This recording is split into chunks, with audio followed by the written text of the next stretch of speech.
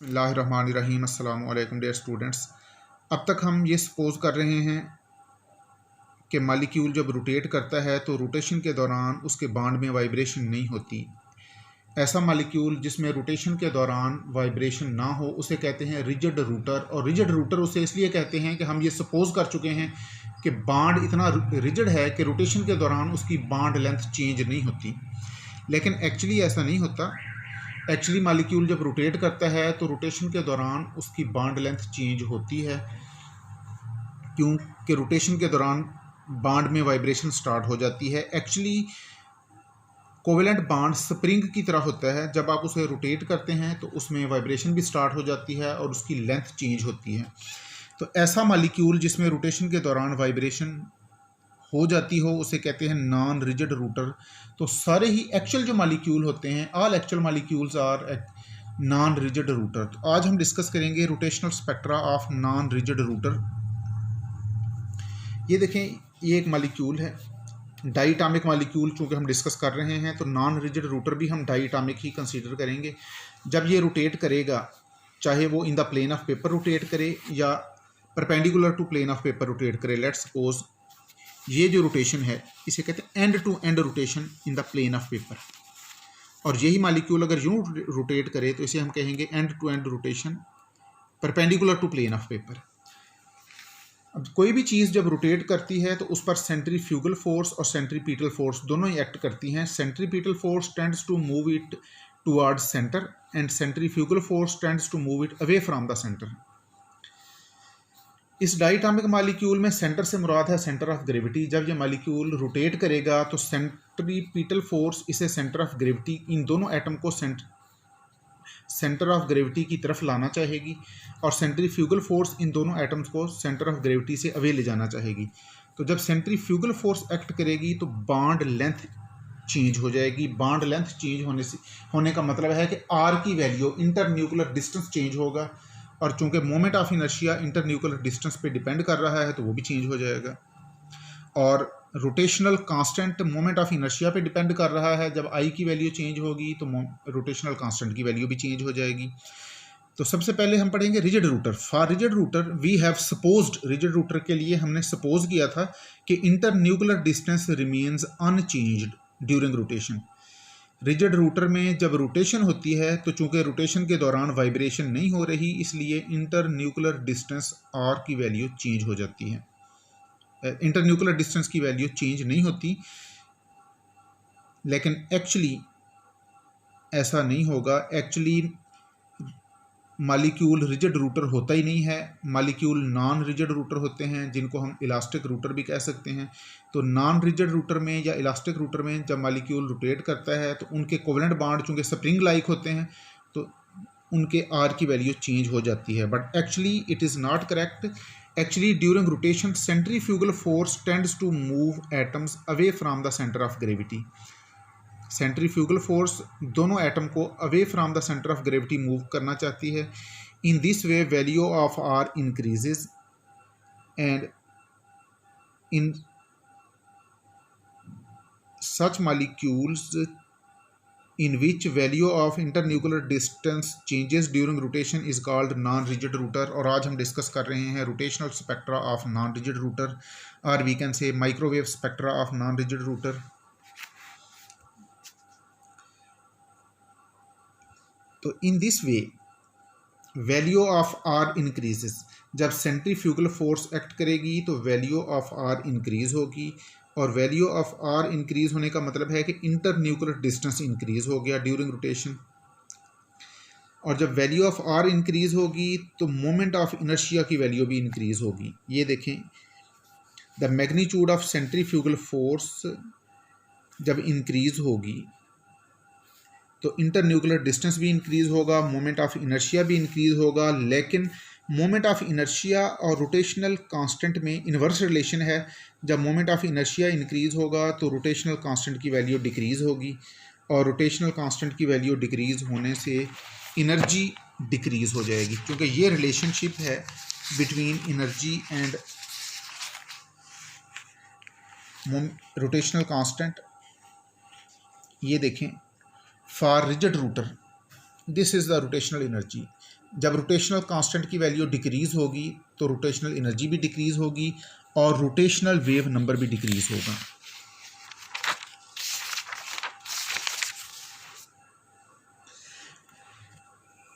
तो जूं जूं रोटेशन इंक्रीज होगी सेंट्रीफ्यूगल फोर्स की मैग्नीट्यूड इंक्रीज होगी, इंटरन्यूक्लियर डिस्टेंस की वैल्यू इंक्रीज होगी, मोमेंट ऑफ इनर्शिया की वैल्यू इंक्रीज होगी, लेकिन रोटेशनल कांस्टेंट डिक्रीज होगा, रोटेशनल एनर्जी डिक्रीज होगी और difference of energy between rotational level ये भी डिक्रीज होगा।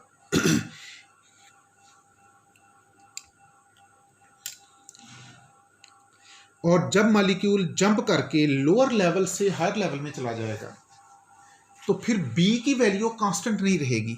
अब ये दो बातें आपने जहन में रख लेनी है।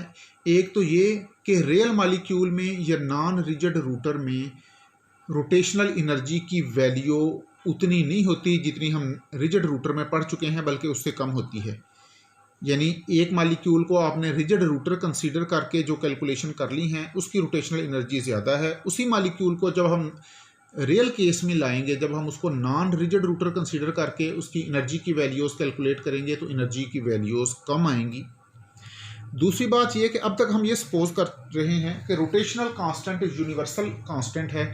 मॉलिक्यूल किसी भी रोटेशनल लेवल में चला जाए, रोटेशनल कांस्टेंट की वैल्यू चेंज नहीं होती, चाहे मॉलिक्यूल फर्स्ट एक्साइटेड स्टेट में हो या सेकंड एक्साइटेड में हो या third fourth fifth excited state में चला जाए। लेकिन अब हमें इस से भी बाहर आना पड़ेगा, इस थ्योरी को भी छोड़ना पड़ेगा। एक्चुअली जब मॉलिक्यूल लोअर लेवल से हायर रोटेशनल लेवल में जाएगा तो उसकी रोटेशनल फ्रीक्वेंसी इंक्रीज़ होगी, तो इसके साथ उसकी वाइब्रेशनल फ्रीक्वेंसी भी इंक्रीज़ होगी। जब वाइब्रेशनल फ्रीक्वेंसी इंक्रीज़ होगी तो आर की वैल्यू और ज़्यादा इंक्रीज़ हो जाएगी, मोमेंट ऑफ इनर्शिया की वैल्यू भी इंक्रीज़ हो जाएगी, रोटेशनल कांस्टेंट की वैल्यू डिक्रीज़ होती जाएगी। यानी रोटेशनल कांस्टेंट की वैल्यू यूनिवर्सल कांस्टेंट नहीं है, बल्कि ये उस वक्त तक ही कांस्टेंट है जब तक मॉलिक्यूल किसी रोटेशनल लेवल में रहता है। जब मॉलिक्यूल लोअर लेवल से हायर रोटेशनल लेवल में जाएगा तो रोटेशनल कांस्टेंट की वैल्यू डिक्रीज होगी, उससे हायर लेवल में मॉलिक्यूल चला जाए रोटेशनल कांस्टेंट की वैल्यू और डिक्रीज हो जाएगी। मॉलिक्यूल जंप करके उससे हायर रोटेशनल लेवल में चला जाए, रोटेशनल कांस्टेंट की वैल्यू और ज़्यादा डिक्रीज हो जाएगी। इसका मतलब है रोटेशनल कांस्टेंट की वैल्यू यूनिवर्सली कांस्टेंट नहीं होती, बल्कि ये हर लेवल के साथ चेंज होती जाएगी। ये देखें, ये डिफरेंट एनर्जी लेवल हैं रिजिड रूटर के लिए। जब आप नॉन रिजिड रूटर के लिए यही लेवल कैलकुलेट करेंगे तो फर्स्ट एक्साइटेड स्टेट में ये जो एनर्जी हमें रिजिड रूटर के लिए हमने कैलकुलेट की है, एक्चुअली नॉन रिजिड रूटर में ये एनर्जी इससे कम होगी। यानी ये एनर्जी लेवल यहाँ पे नहीं आएगा, इससे थोड़ा नीचे आएगा। और सेकंड एक्साइटेड रोटेशनल लेवल में एनर्जी लेवल और नीचे आ जाएगा, थर्ड में और नीचे आ जाएगा, फोर्थ में और नीचे आ जाएगा। इस तरह इन एनर्जी लेवल के दरमियान एनर्जी डिफरेंस इतना ज़्यादा नहीं है जितना हम रिजिड रूटर में कैलकुलेट कर चुके हैं, बल्कि ये एनर्जी डिफरेंस कम है। दूसरी बात, molecule first excited rotational level में है तो रोटेशनल कांस्टेंट की वैल्यू ज़्यादा है। जब वो हायर एक्साइटेड स्टेट में जाएगा, जब वो फर्स्ट एक्साइटेड से सेकंड एक्साइटेड रोटेशनल लेवल में जाएगा तो रोटेशनल कांस्टेंट की वैल्यू कम हो जाएगी। थर्ड एक्साइटेड रोटेशनल लेवल में जाएगा, रोटेशनल कांस्टेंट की वैल्यू और कम हो जाएगी, and so on. It means rotational constant is not universal constant. Its value changes and decreases with rotational quantum number.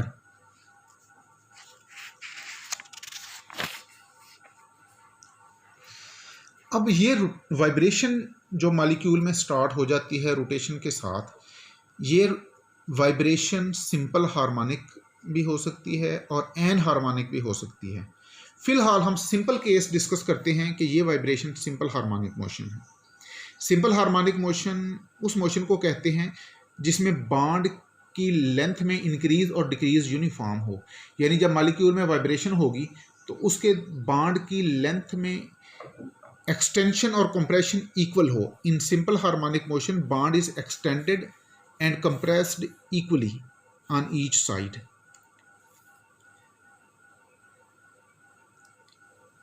लेकिन रियल केस ऐसा नहीं है, हर वाइब्रेशन सिंपल हार्मोनिक मोशन नहीं होगी। तो इसको ज़्यादा डिटेल से हम पढ़ेंगे जब हम वाइब्रेशनल स्पेक्ट्रोस्कोपी की तरफ जाएंगे। फ़िलहाल हम सिंपल वाइब्रेशन सपोज करके चलते हैं कि मॉलिक्यूल जब रोटेट करता है तो रोटेशन के दौरान उसमें सिंपल हार्मोनिक वाइब्रेशन होती है। अब ये देखें, this is energy of rigid router. Rigid router का मतलब है कि बांड इतना रिजिड है कि उसमें रोटेशन के दौरान वाइब्रेशन नहीं होती, तो उसकी ये रोटेशनल एनर्जी है। लेकिन जब हम नॉन रिजिड रूटर की तरफ आते हैं, ऐसा नॉन रिजिड रूटर जिसमें रोटेशन के दौरान सिंपल हार्मोनिक वाइब्रेशन भी स्टार्ट हो चुकी हो, उसमें एनर्जी की वैल्यू कम होगी। अब इस एनर्जी में से ये फैक्टर माइनस हो गया, D J square H C J into J plus one square. इसमें जे रोटेशनल क्वांटम नंबर है, एच प्लांक्स कांस्टेंट है, सी भी यूनिवर्सल कांस्टेंट है। ये डी को कहते हैं डिस्टॉर्शन कांस्टेंट। वाइब्रेशन की वजह से बांड लेंथ में जो डिस्टॉर्शन आएगी उसको एक्सप्रेस करेंगे हम इन टर्म ऑफ डिस्टॉर्शन कांस्टेंट। अब ये बात है रोटेशनल एनर्जी की, और अब आपने देख लिया कि नॉन रिजिड रूटर की रोटेशनल एनर्जी रिजिड रूटर की रोटेशनल एनर्जी से कम है, और कितनी कम है, ये इतना फैक्टर उसमें से माइनस हो रहा है। अब हम इस एनर्जी को अगर वेव नंबर की टर्म में देखें, for rigid rotor rotational wave number, या हम कहेंगे energy in term of wave number is this one, B J into J plus one.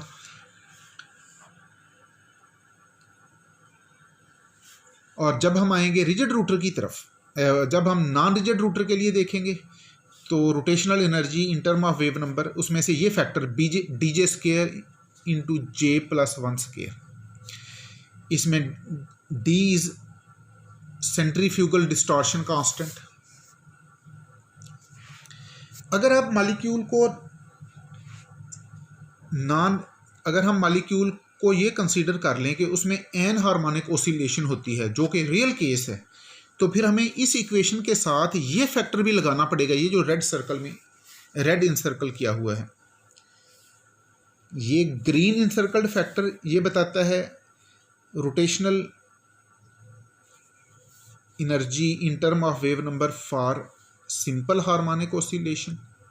और इसमें अगर यही ऑसिलेशन एन हार्मोनिक हो तो फिर ये factor H J square H J cube into J plus one cube plus K J power 4 into J plus one power 4। इसमें H और के ये भी कांस्टेंट है, लेकिन आमतौर पर एच और के की वैल्यूज़ इतनी कम होती हैं with respect to B and D कि हम इन्हें इग्नोर कर जाते हैं। तो हम फ़िलहाल सिंपल हार्मोनिक ऑसिलेशन की तरफ रहेंगे, यानी हम इक्वेशन के इस ग्रीन पार्ट की तरफ ही अपनी तवज्जो रखेंगे। इसमें डी है डिस्टॉर्शन कांस्टेंट, इसकी वैल्यू इस इक्वेशन से लेंगे 4b cube over omega square. इसमें ओमेगा है vibrational frequency. Lower quantum number के लिए यानी लोअर रोटेशनल लेवल के लिए डी की वैल्यू बहुत ज़्यादा सिग्निफिकेंट नहीं होती, because value of D is in order of 10 power minus 3 and its value is negligible for smaller j value. Therefore, this factor dj square into j plus 1 square, it is negligible as compared to this factor. यानी lower vibrational level के लिए ये D J square into J plus one square की value इस factor के मुकाबले में negligible होगी। तो लोअर रोटेशनल लेवल में इतना ज़्यादा फ़र्क नहीं पड़ेगा, लेकिन हायर रोटेशनल लेवल में जब जे की वैल्यू 10 या 10 से ज़्यादा हो जाए तो ये अच्छा खासा सिग्निफिकेंट डिफरेंस आता है। अलबत्ता चाहे रिजिड रूटर हो या नॉन रिजिड रूटर हो, वो इसी सिलेक्शन रूल को फॉलो करेगा, delta J into plus minus 1, यानी मॉलिक्यूल अपने एक्चुअल रोटेशनल लेवल से एक स्टेप ऊपर जा सकता है या एक स्टेप नीचे आ सकता है। अब देखें, जब मॉलिक्यूल में रोटेशनल ट्रांजिशन होगी, मॉलिक्यूल नॉन रिजिड रूटर है और वो सिंपल हार्मोनिक ऑसिलेशन परफॉर्म कर रहा है रोटेशन के दौरान, तो उसमें जब मॉलिक्यूल लोअर लेवल से हायर लेवल में जाएगा तो एनर्जी का डिफरेंस कितना होगा। This is rotational wave number for rotational quantum number J. अब चूँकि हमने कहा मॉलिक्यूल 1 स्टेप प्रमोशन कर सकता है तो वो J से J+1 में जाएगा, J+2 में नहीं जा सकता। 2 स्टेप या 3 स्टेप प्रमोशन इसको अलाउड नहीं है। इसकी जो अलाउड ट्रांजिशन है अकॉर्डिंग टू सिलेक्शन रूल वो यही है कि मॉलिक्यूल अपने एक्चुअल रोटेशन क्वांटम नंबर से 1 स्टेप ऊपर जाएगा, यानी अगर वो फर्स्ट एक्साइटेड स्टेट में है तो वो जंप लगा के सेकंड में जा सकता है, सेकंड में है तो थर्ड में जा सकता है, थर्ड में है तो फोर्थ में जा सकता है। ऐसा नहीं हो सकता कि मॉलिक्यूल फर्स्ट एक्साइटेड स्टेट से जंप करके थर्ड या फोर्थ एक्साइटेड स्टेट में चला जाए। ये मोशन इस तरह नॉन स्टॉप नहीं होगी।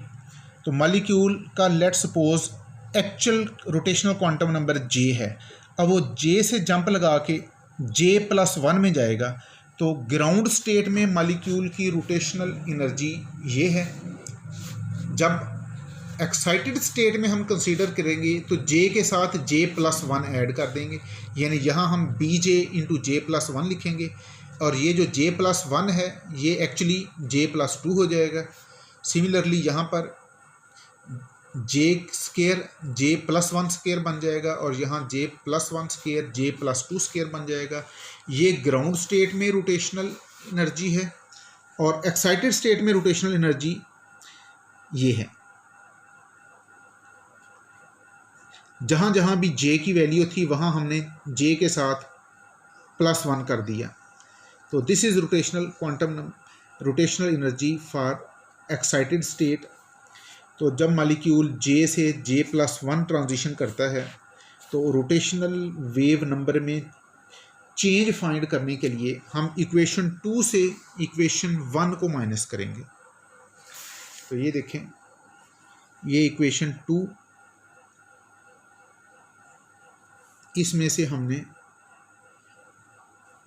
इक्वेशन 1 को माइनस कर दिया।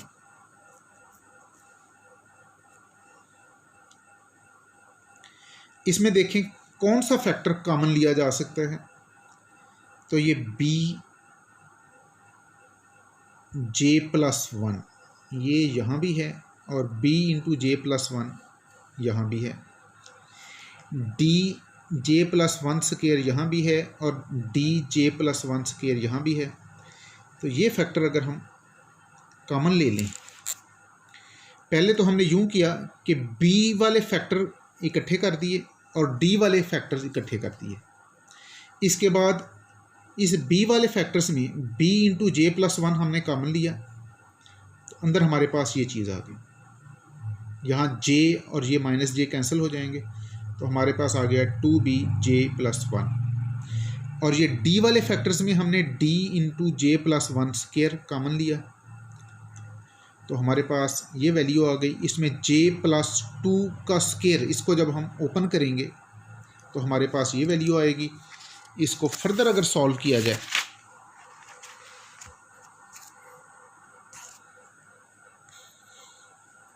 ये हमने J+2² को फर्दर सॉल्व किया तो अल्टीमेटली ये J² और -J² कैंसिल हो गए, हमारे पास ये वैल्यू आ गई।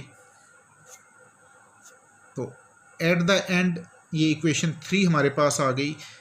The difference of energy in term of wave number और you can say difference of rotational wave number is this one. For rigid rotor ये वैल्यू 2BJ+1 है और नॉन रिजिड रूटर के लिए 2BJ+1 में से हमने 4DJ+1³ इसको माइनस कर दिया। तो अब ये फैक्टर चूंकि माइनस हो रहा है तो इससे भी पता चल रहा है कि difference of energy non rigid rotor के लिए कम है as compare to rigid rotor. अब ये जो D है, this D is called distortion constant. इस D की वैल्यू से हम वाइब्रेशनल फ्रीक्वेंसी की वैल्यू फाइंड कर सकते हैं। अगर हमें D की वैल्यू का पता हो, चूँकि रोटेशनल कांस्टेंट की वैल्यू ऑलरेडी हम फाइंड कर चुके हैं, तो डिस्टॉर्शन कांस्टेंट की वैल्यू से हम वाइब्रेशनल फ्रीक्वेंसी की वैल्यू फाइंड कर सकते हैं। तो this is the summary of rotational spectra for non rigid rotor. तो इसको नेक्स्ट हम इंशाल्लाह पॉलीएटॉमिक मॉलिक्यूल की तरफ जाएंगे। Thank you very much. अल्लाह हाफिज़।